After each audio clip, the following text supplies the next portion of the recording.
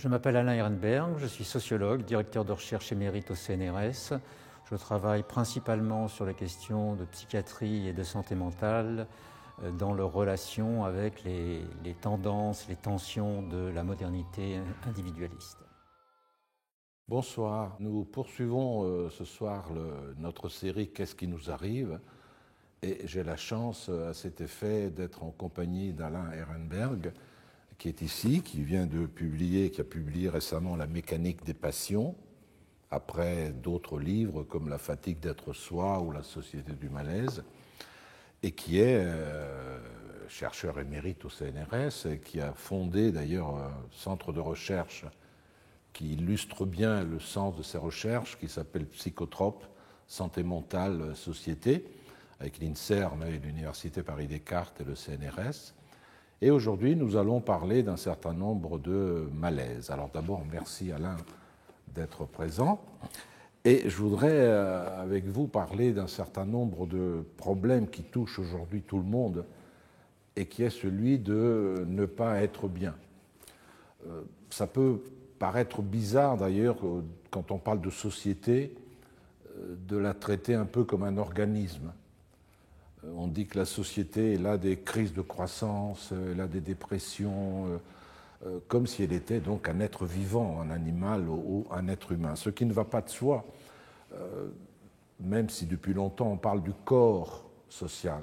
Or, ce corps social, aujourd'hui, semble être bien atteint et personne ne peut nier que ceux qui arrivent au niveau de la société, parce que la société, ce sont des institutions, c'est l'État, c'est un territoire, mais c'est aussi les relations entre les gens. Donc ceux qui arrivent dans la société influent sur les individus, et ceux qui arrivent, les mutations psychologiques ou psychiques des individus influent naturellement sur la société. Dans vos livres, vous citez deux exemples. Dans une société qui est assez autoritaire, le désir que nous avons, nous citoyens, rencontre toujours l'interdit.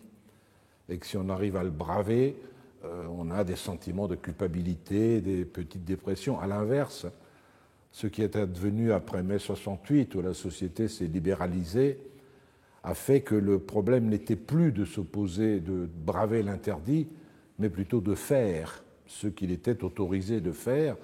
Et du coup, les malaises se traduisent plutôt par des incapacités ou des capacités, la possibilité d'être au top de soi-même, comme on disait, de faire, de performer. Et du coup, le mal-être social se manifeste plutôt par l'impossibilité d'être à la hauteur. Et donc, on souffre de ne pas être à la hauteur. Aujourd'hui, dans la société actuelle, qu'est-ce qui arrive? Qu'est-ce qui nous arrive? Quel est le type de rapport qui se met en place entre la superstructure sociale et les individus? La dépression, mais pas toutes les pathologies mentales, fait partie d'une tradition qu'on peut appeler les traditions des maladies de la vie moderne, qui en gros commencent avec la neurasthénie à la fin du Xe siècle. Et certaines pathologies sont en relation, pour des raisons XY sur lesquelles on peut revenir, sont en relation particulière avec les idéaux sociaux, les normes sociales, etc. Donc la dépression, c'est le cas, les pathologies narcissiques aussi. Mais peut-être on peut partir de la situation d'aujourd'hui, parce que qu'est-ce qui nous arrive? Le grand événement, c'est la pandémie du coronavirus. Qui nous secoue, qui secoue en tout cas les êtres humains à la fois en tant qu'espèce vivante et comme société. Par ailleurs, ce que vous avez dit sur l'organisme, c'était aussi une vieille métaphore utilisée pour parler de la société et souligner l'interdépendance de toutes ces parties. Alors, ce qui frappe, c'est l'action publique partout, comment équilibrer la crise sanitaire et la crise économique. Le point délicat de l'équilibre est difficile à trouver. Mais alors, ce qui m'a frappé, et c'est apparu pendant la deuxième vague, pas pendant la première, c'est une autre crise qui est en relation à ce que vous venez de dire, qui est entrelacée à ces deux-là. On pourrait l'appeler la crise psychique ou la crise psychologique ou encore la crise de la santé mentale. Alors, parce que Santé publique France, depuis le début du premier confinement, fait toutes les semaines publie toutes les semaines une vague de statistiques sur une partie de la publication, c'est sur les comportements sanitaires, et une autre partie sur la santé mentale, ce qui montre bien l'importance des problèmes. Mais ces questions de santé mentale ont explosé au cours de la deuxième vague, au mois de novembre, et on a vu des psychiatres parler d'une troisième vague qui serait la vague psychiatrique. On a mis en avant la détresse psychologique des étudiants, la solitude, les dépressions qui ont fortement augmenté pendant les deux confinements, et les troubles anxieux et les troubles du sommeil ont particulièrement atteint aussi les populations précaires. Bon. Donc on voit c'est quelque chose aujourd'hui de naturel de parler de ces objets. Et c'est vrai qu'il n'en a pas toujours, comme vous l'avez souligné tout à l'heure, il n'en a pas toujours été ainsi, c'est-à-dire les questions de santé mentale n'ont pas toujours été des sujets de société importants. Vers 1970, on parlait de maladie mentale, c'est-à-dire on se référait essentiellement à la schizophrénie, à la paranoïa, et la psychiatrie se résumait à l'hôpital psychiatrique qui dominait tout. C'est seulement à partir des années 70 qu'on assiste à une montée de la préoccupation pour les troubles anxieux et surtout dépressifs. Or, ça a une signification qui va être très importante pour la suite, c'est-à-dire qu'on commence à s'intéresser aux souffrances psychiques de l'homme ordinaire, c'est-à-dire celui qui, bien entendu, il y a des dépressions graves, etc., mais qui souffre en même temps d'un mal-être se formalisant à travers ces entités, l'anxiété et la dépression qui souvent s'associent. Alors bien sûr, ce qui a joué, c'est qu'on a découvert au cours des années 50 les anxiolytiques et puis surtout les antidépresseurs. D'ailleurs, le premier article sur les antidépresseurs qui paraît en 1958 dans la Revue du Praticien. Donc la Revue du Praticien, c'est ce qui explique les différentes spécialités et qui diffuse l'information sur différentes spécialités auprès des médecins généralistes, parle d'un médicament du monde moderne, c'est-à-dire qu'enfin on va pouvoir s'attaquer aux éléments pathologiques créés par la modernité. Donc il n'y a pas du tout une méfiance à l'égard des médicaments à ce moment-là. Mais ces questions-là vont se développer, disons, dans un contexte global dans lequel on commence à rentrer à partir des années 70, que vous avez rappelé mai 68, qu'en tout cas pour les Français, mai 68 a cristallisé, c'est-à-dire une société où la subjectivité individuelle occupe une place centrale, ce qui n'était pas le cas jusqu'à peu près ces années-là, 70 surtout, où ça commence, en même temps qu'on assiste à l'ascension d'idées, de valeurs et de normes qui relèvent de l'autonomie individuelle.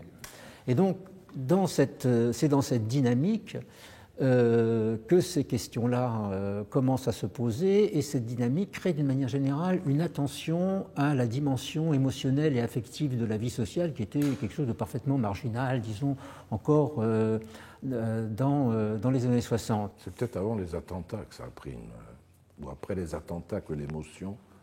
Non, l'émotion commence à monter, y compris dans les savoirs, à partir des années 70 et surtout 80.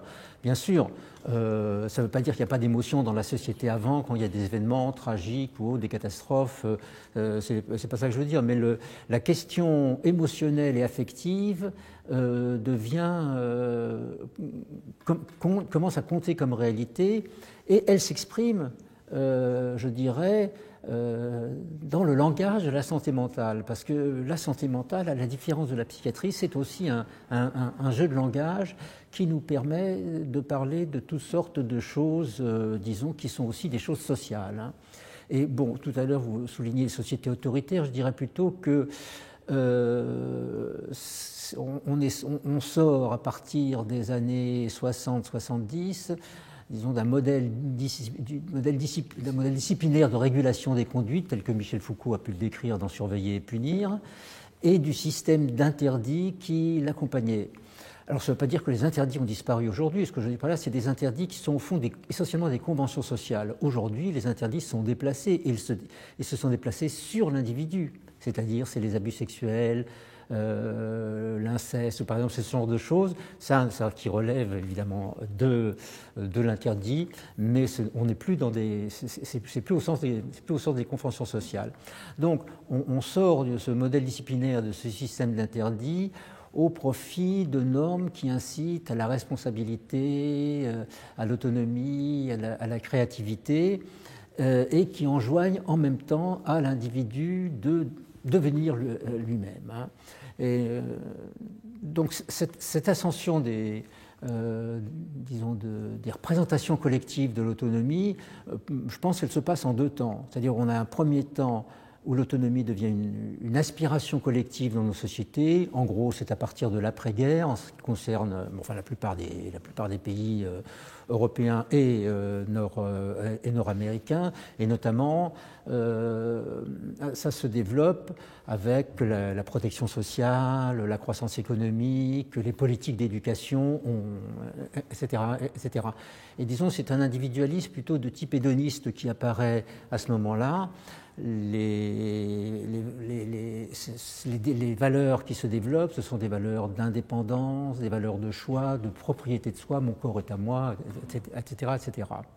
Donc ça, c'est les années 60-70, et à partir des années 80-90, on passe, je dirais, à une autre phase, c'est-à-dire l'autonomie reste une aspiration collective, mais elle devient notre condition commune. Et c'est particulièrement, je dirais, le monde du travail, et l'entreprise en est l'épicentre, où les injonctions à la responsabilité, à l'autonomie, à la mobilisation du personnel sont des thèmes qui sont très forts. Et là, je dirais, l'autonomie devient notre condition. Elle peut apparaître aussi comme une contrainte, mais elle est plutôt un système d'attente collective à l'égard de chacun, c'est-à-dire qu'elle est devenue normative, c'est devenu un impératif. Et c'est dans ce contexte qu'on assiste à l'éclosion de toutes ces pathologies du mal-être qui sont en quelque sorte la manière de formuler les problèmes qui affectent l'individualité aussi dans ce nouveau système de représentation collective imprégné par les valeurs de l'autonomie. Il y a un certain nombre de changements. Vous disiez tout à l'heure une sorte d'effacement des murs qui séparait jadis la psychiatrie ou la maladie mentale, du malaise, du mal-être, des choses qui étaient réservées à chacun d'entre nous. On ne va pas bien, on a un petit malaise, et puis celui qui était atteint d'une maladie mentale. Sur la maladie mentale, on pourrait revenir sur cette question qui est passionnante, ne serait-ce que par la tentative d'effacement des murs qui a été tentée par l'antipsychiatrie, par Franco Basaglia, oui, et puis même aujourd'hui, on peut dire que la schizophrénie, la folie, est traitée hors les murs. Elle est essentiellement traitée en ambulatoire. Absolument. Et sachant, on pourra en reparler. Bon, je vous laisse terminer sur... Non, je voulais simplement dire que pendant un moment, s'est levé le rêve qui était celui des neurosciences, de pouvoir traiter ce qui n'allait pas dans le cerveau. Si l'homme est réduit au cerveau, je sais que c'est l'un de vos thèmes préférés, mais aujourd'hui on s'aperçoit que le mal-être qui nous atteint aujourd'hui, qui est un mal-être de rapport, de sensation, de sens, on a l'impression qu'on est privé, par exemple, de ce sens qu'est le toucher, qui a été dévalué pendant longtemps au profit de la vue et de l'ouïe, et aujourd'hui on s'aperçoit que l'appréhension, l'attouchement au sens propre nous fait défaut et nous réduit. Et là, est-ce qu'on peut faire appel aux neurosciences? On s'aperçoit que la psychanalyse, aujourd'hui, qu'on disait condamnée à un certain moment, reprend du poil de la bête parce que les gens ont ces petits malaises dont on aurait tort de dire qu'ils ne sont pas graves, parce qu'ils affectent précisément la relation à autrui.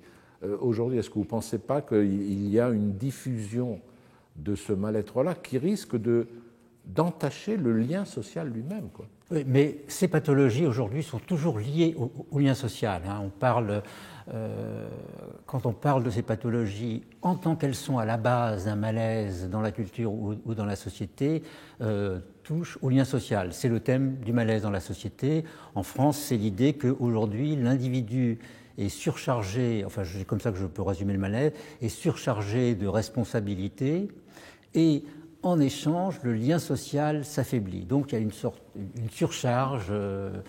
On accuse le néolibéralisme de transformer l'individu en entrepreneur de lui-même, etc., etc.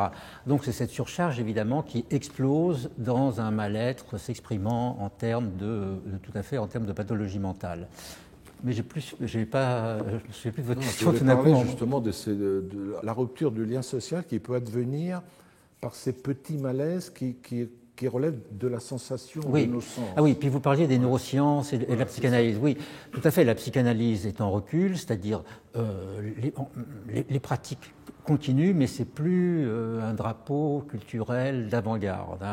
Et les neurosciences, d'ailleurs, prétendent être au XXIe siècle, à la fois pour la pathologie et la culture, ce que la psychanalyse a pu représenter au XXIe siècle. Mais évidemment, il y a des conflits. Notamment en France, on a assisté à un certain nombre de polémiques quand on a voulu évaluer les psychothérapies il y a une quinzaine d'années sur l'autisme, etc., etc. Mais je dirais qu'au fond, si on parle en termes de, j'ai envie de parler de fonction sociale ou sociopolitique, ces deux ensembles disciplinaires n'occupent pas tout à fait la même place. Pour moi, la psychanalyse, je pense, nous permet de mettre en forme nos inquiétudes. Par exemple, autour du narcissisme comme figure de l'effritement du lien social. Ça nous permet de les mettre en forme et de tenir un discours, de donner un sens à tout ça. Alors que les neurosciences, c'est pas du tout la même chose, c'est pas du tout nos inquiétudes qui les mettent en forme. Les neurosciences, c'est plutôt un langage de l'action. L'individu est toujours dans la littérature neuroscientifique abordé comme un sujet pratique qui doit faire des choix, prendre des décisions en ajustant des moyens à des fins. Et je dirais en même temps, psychanalyse et neurosciences, parce que les applications des neurosciences dans la vie quotidienne, en fait, c'est pas vraiment les neurosciences. Il faut parler de neurosciences cognitives. Et cognitives regroupe la psychologie cognitive et comportementale, c'est-à-dire les thérapies de type cognitif et comportemental qui sont extrêmement diversifiées. C'est devenu un monde tout à fait complexe qui innove en permanence. L'une des dernières innovations étant la pleine conscience, la mindfulness. Voilà.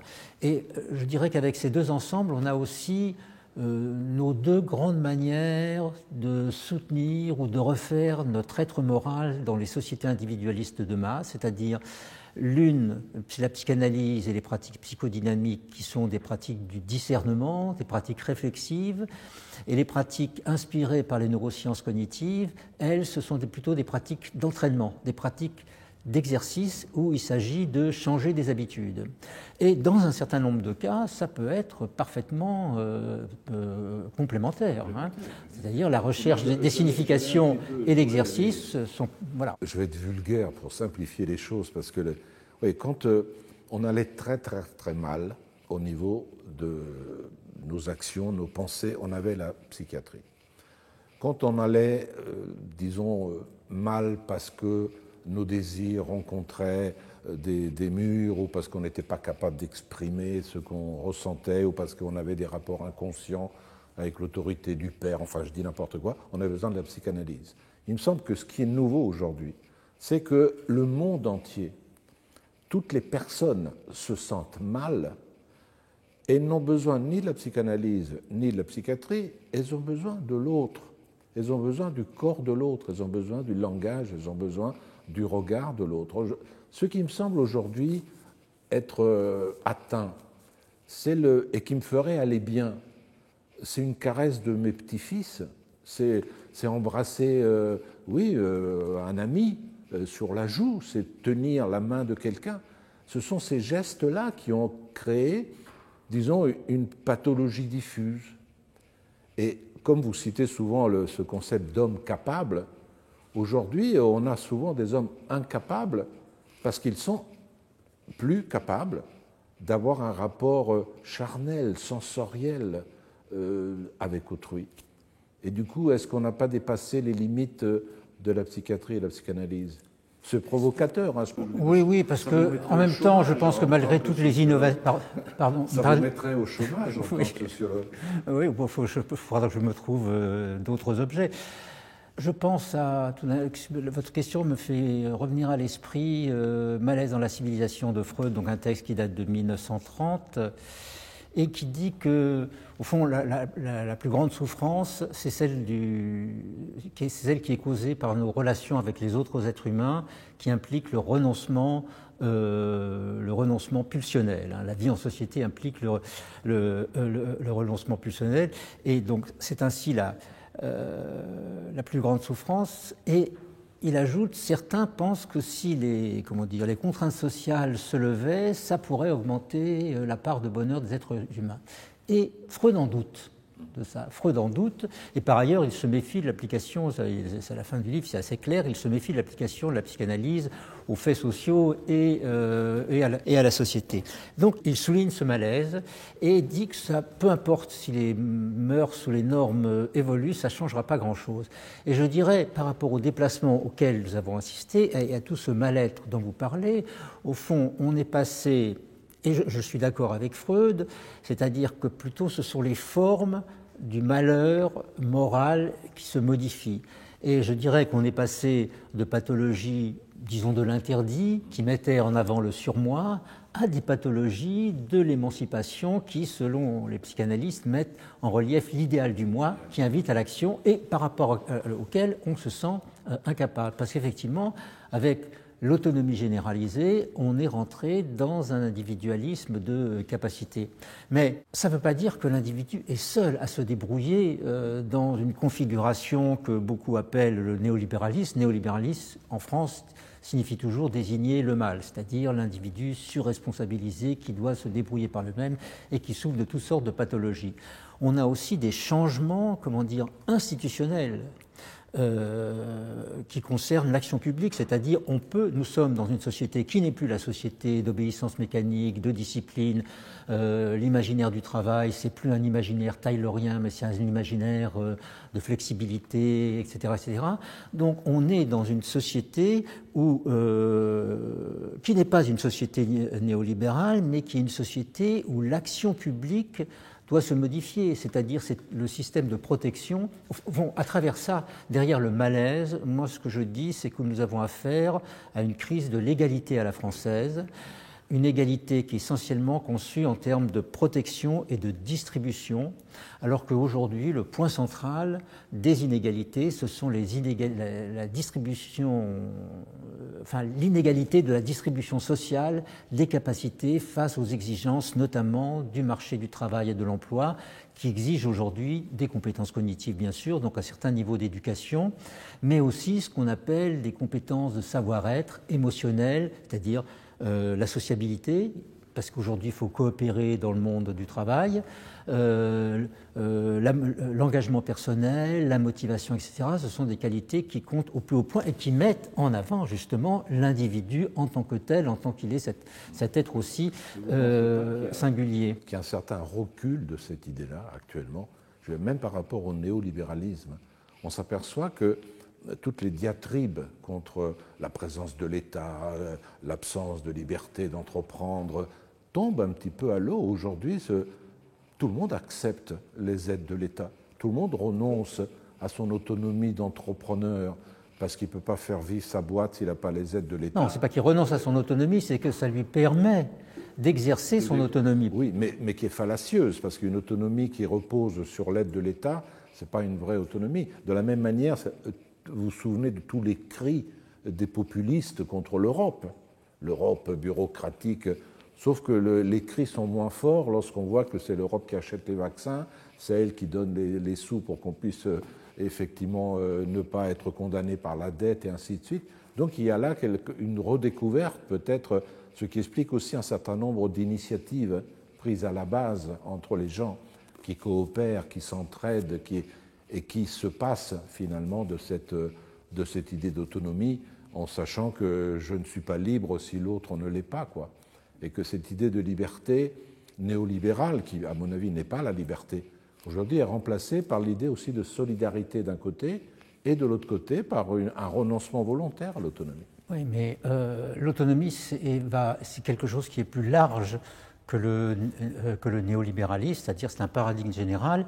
Et être autonome, devenir autonome, ce n'est pas être tout seul. Justement, on peut dire que les rapports État-société ont commencé à changer et je dirais que c'est amorcé en France ce qu'on peut appeler une politique des capacités, c'est-à-dire aujourd'hui, il s'agit de rendre l'individu capable, dans la plus large mesure possible, de se protéger par lui-même. Donc, voilà. Il faut faire évoluer le concept de protection vers une protection qui est plutôt active. Le grand modèle, c'est le Danemark, la flexisécurité, c'est-à-dire que au Danemark, en France, on reste sur le marché du travail et de l'emploi, en France, on protège l'emploi. Au Danemark, on protège l'individu. Ce n'est pas la même chose. C'est-à-dire que vous pouvez licencier très facilement, mais en échange, il y a des offres de formation très importantes. La formation tout au long de la vie est quelque chose qui existe réellement là-bas. Vous avez un soutien en matière d'aide au chômage aussi important. Et donc, ce qui est protégé, là, c'est l'homme capable d'aujourd'hui, mais ce qui n'est pas un homme seul, qui est justement, ce sont des institutions qui sont... Voilà. Et donc, c'est pas la solitude, c'est un État qui est un État qu'on appelle, disons, qui fait des politiques d'investissement social. Et je pense que c'est dans ce paradigme de l'autonomie qui est plus large que le néolibéralisme, disons le néolibéralisme renvoyant au culte de la performance et à l'individu qui se fait peut-être tout seul par lui-même. Mais non, vous avez une société et vous avez aussi une action publique. En France, par exemple, les réformes de la formation professionnelle qui ont commencé sous Hollande, j'avais Mitterrand en tête comme nom, sous Hollande avec la loi El Khomri et qui ont été prolongées par Macron, vont tout à fait dans ce sens-là. C'est-à-dire l'individu maintenant dispose d'un compte personnel qui est alimenté en euros et il choisit le moment de sa formation et le type de formation. C'est plus entre les mains du patron, etc., etc. Donc là, vous avez une protection de la mobilité, des transitions, parce qu'aujourd'hui, les parcours sont totalement instables, alors qu'avant, vous faisiez une carrière entière dans une entreprise. Donc ça veut dire d'autres concepts de protection, mais ce n'est pas la fin de la société. Pas la fin de la société. Mais en revanche, le discours du malaise ne peut pas disparaître, parce que c'est au fond... comment dire, la critique de la modernité est nécessaire à la modernité. Il faut rappeler un certain nombre de valeurs qui ont disparu, etc. etc. C'est quelque chose de tout à fait récurrent. Donc, de cette manière, le discours du malaise est quelque chose de nécessaire. Voilà. Ça met en forme nos inquiétudes. Merci Alain Ehrenberg. Donc, je rappelle le livre « La mécanique des passions », publié donc aux éditions Odile Jacob. Merci, bonne soirée, à la prochaine émission. Bonsoir.